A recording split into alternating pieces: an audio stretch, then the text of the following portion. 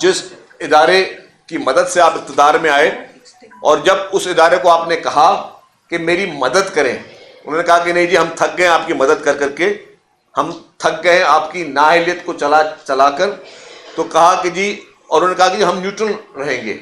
उस इदारे ने जब बोला कि हम न्यूट्रल रहेंगे तो बोला जी न्यूट्रल तो जानवर होते हैं, आप मेरी मदद करें। तो ये सारी बातें मतलब क्या हम सब ये भूल गए आज अपने आप को जी कि सब सोशल मीडिया पे भी शुरू हो जाते हैं और टीवी की स्क्रीनों पे भी शुरू हो जाते हैं जी देखिए हम एस्टेब्लिशमेंट के खिलाफ कोई बहुत बड़ा हमने कोई मास खोला हुआ है। ओ भाई आपका मास अगर कोई किसी उसूलों की बुनियाद पे होता तो आपका मास आज से 3.5 साल 4 साल पहले होता।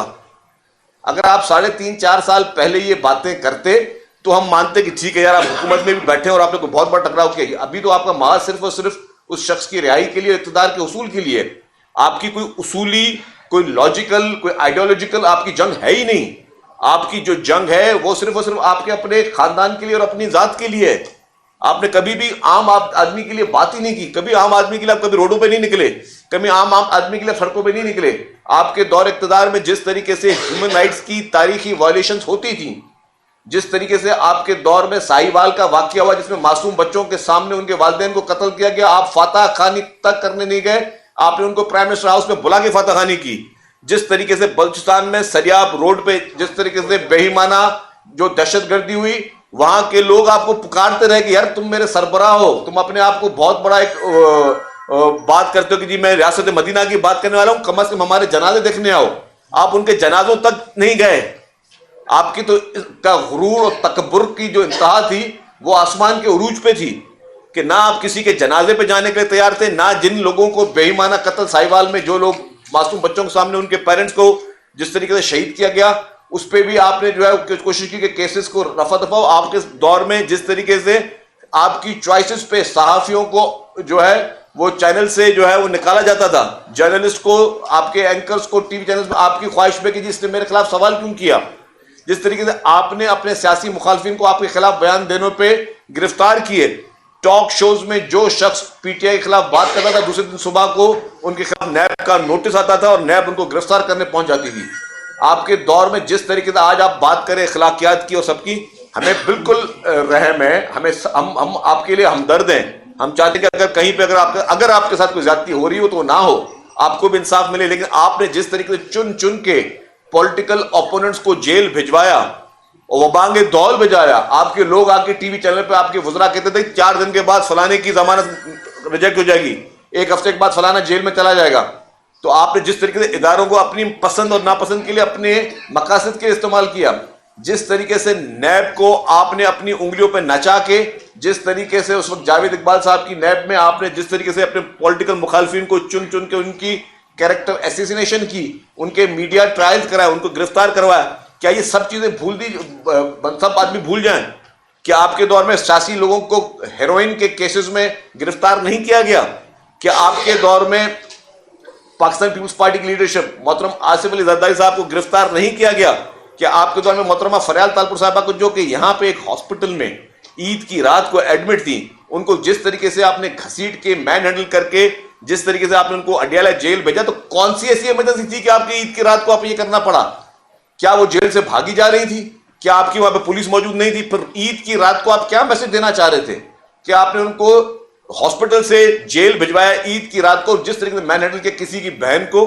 अगर आज आपकी बहन के साथ कोई ज्यादती हो रही है तो दिल से हमें भी दुख होगा कि अगर कोई आपके किसी फैमिली के साथ, किसी के भी खातून के साथ ना हो। पीपुल्स पार्टी तो हमेशा कहते हैं कि सबके साथ जो है वो नरम रवैया और खवातीन के लिए खुसूसी रवैया होना चाहिए। लेकिन आपने जिस तरीके से किसी और एक सियासतदान की, एक प्रेसिडेंट की बहन को जिस तरीके से आपने मिस हैंडल किया, क्या ये जायज थी, चीजें थी? आप किस तरीके से कह सकते हैं कि जी आप जो है आज कंपैरिजन कर रहे हैं उस दौरों से? आपका दौर एक बदतरीन दौर था। आपका दौर एक बदतरीन, एक डेमोक्रेटिक डिक्टेटर के तौर पे आप थे। आपने अमेरिका में बैठ के कहा कि जी मैं इन सियासतदानों के जेल में से एसी उतार दूंगा, इनके जेल में सहूलत निकाल दूंगा, इनसे बिस्तरे छीन लूंगा, इनको जमीन पे सोना पड़ेगा, इनसे मैं पंखे छीन लूंगा। आपने दूसरे मुल्कों में जाके ये बातें की।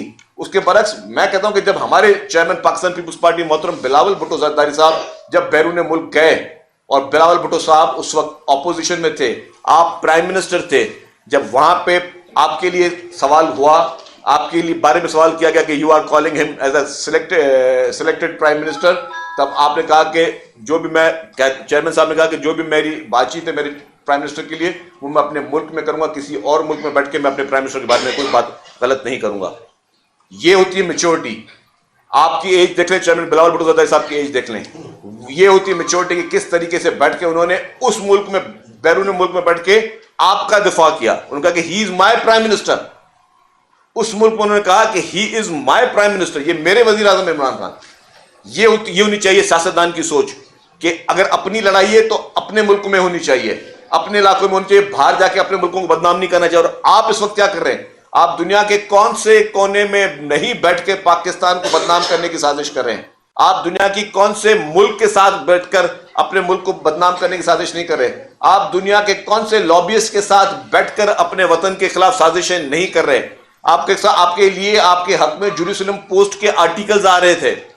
आपके गिरफ्तारी के बाद जेरूसलम पोस्ट आपके लिए लिख रही है, वो इसराइल जिसने ह्यूमन राइट्स की वायलेशन के तमाम रिकॉर्ड्स ब्रेक कर दिए, जिस तरीके से जिस इसराइल ने मुसलमानों की नस्ल कुशी की है, मासूम बच्चों की, खवातीन की नस्ल कुशी की है, जब आपकी गिरफ्तारी होती है तो एक इंटरनेशनल फोरम पे इसराइल का जो नॉमिनी एक खातून थी वो कहती है जी पाकिस्तान में ह्यूमन राइट्स की वायलेशन हो रही है।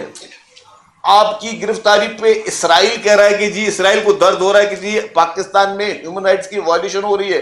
वो इसराइल जिसके लिए पूरी दुनिया जानती है कि उसने जिस तरीके से ह्यूमन राइट्स के तमाम वायलेशन का उसने रिकॉर्ड तोड़ दिया, उसको आपके लिए दुख हो रहा है। आपके लिए फिर अभी आपने इन मसाइल में आपके अहले खाना जो वो भारतीय मीडिया में जाके इंटरव्यूज दे रहे हैं, और वो भारतीय मीडिया जिसको इस मार्का हक के बाद, इस हमारे इस जंग के बाद, इस तारीख फतेह के बाद जिस तरीके से भारत को ने पाकिस्तान के खिलाफ जहर उगलना शुरू किया, नॉन स्टॉप चल रहा है उनका वो जहर, वो और किसी चीज में आपके दिफा के लिए भारतीय मीडिया के दरवाजे खुल जाते हैं और आपके लोग वहां पे कर रहे हैं। ये नहीं होना चाहिए।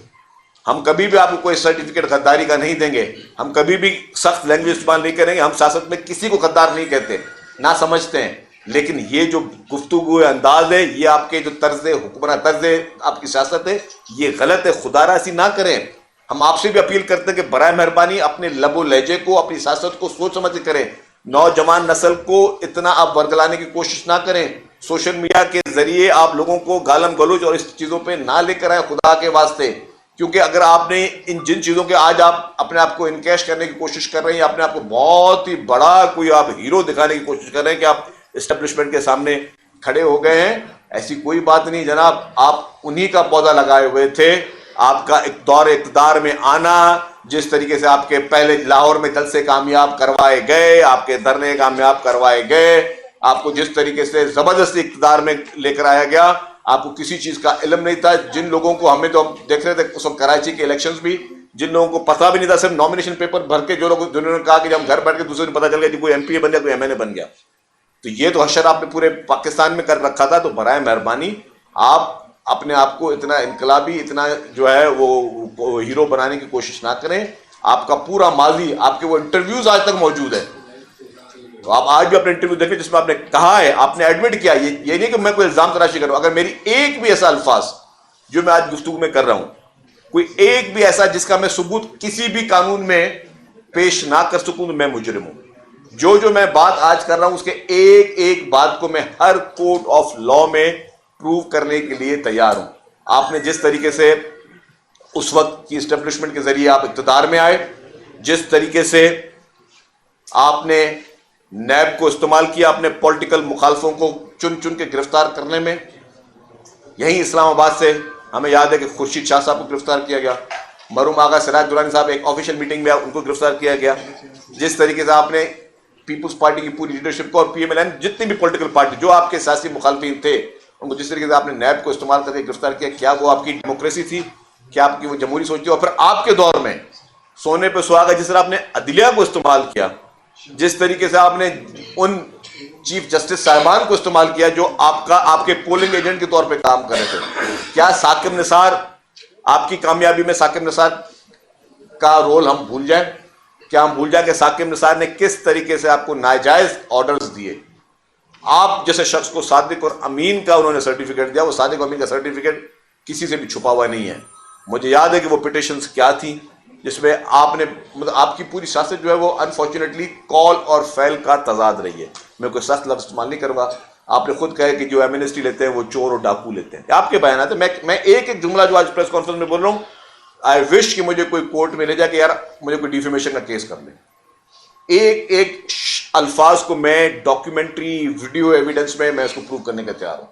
आपने कहा कि जी एमनेस्टी कौन करता है, वो चोर और डाकू करता है, ये आपने कहा, मैंने नहीं कहा। और फिर क्या किया, पता चला कि आपने खुद भी एमनेस्टी की हुई थी, आपके घर वालों ने भी एमनेस्टी की हुई थी। ये कॉल और फेल में तजाद थे ना। आप पूरी कौम को एक आपने एक इमेज देने की कोशिश की कि आप एक अच्छे ईमानदार शख्स हैं, बाकी सारे चोर डाकू हैं। ये आपने कहा, हमने नहीं कहा। और फिर आपने खुद कहा कि जी ये एमनेस्टी चोर डाकू करते हैं, और फिर आप खुद भी कर रहे हैं। तो ये कॉल और फेल का आपकी हर कॉल फेल में तजाद था। हम सबको आज लोग सोचते हैं कि यार बेचारे अब 2.5 साल से जेल में। ओ भाई, आप 2.5 साल से जेल में, उससे ज्यादा कुर्बानियां बाकी लोगों ने दी है। जिस तरीके से आप 2.5 साल के जेल का बदला पाकिस्तान के इदारों से ले रहे हैं, पाकिस्तान के इदारों के खिलाफ साजिशें कर रहे हैं, आपने कोई कुर्बानी नहीं दी जितनी बड़ी कुर्बानियां बड़े बड़े लीडरान ने दी हैं। और ना ही आपने कोई कारनामा ऐसा किया जिसके लिए मैं आपको कहूं कि जी आपका हम सुनहरी अल्फाज में आपका दौर लिखेंगे।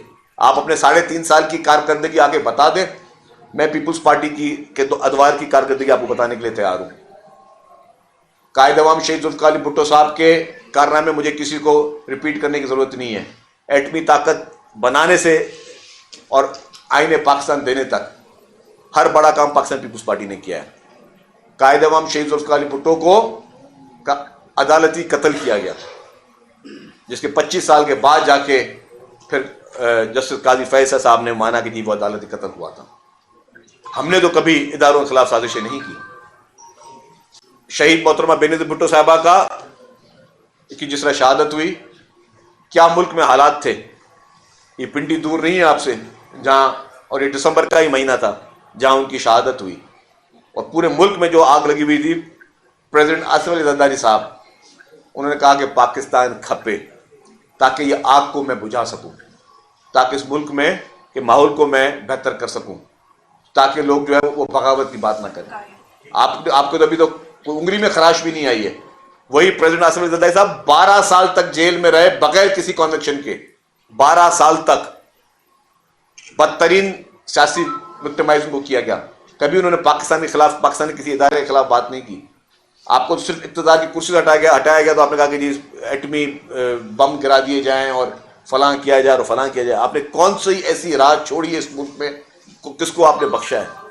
तो आप अगर समझते हैं कि जी वो सारी चीज़ों को हम भूल जाएं और आपको कोई इनकलाबी लीडर माने, तो माजरत के साथ इनकलाबी लीडर आप इस तरह नहीं बनते। हम आज भी चाहते हैं कि चीज़ें बातचीत के जरिए हल हों, लेकिन अफसोस आप सियासतदानों से बातचीत करने के लिए तैयार नहीं थे।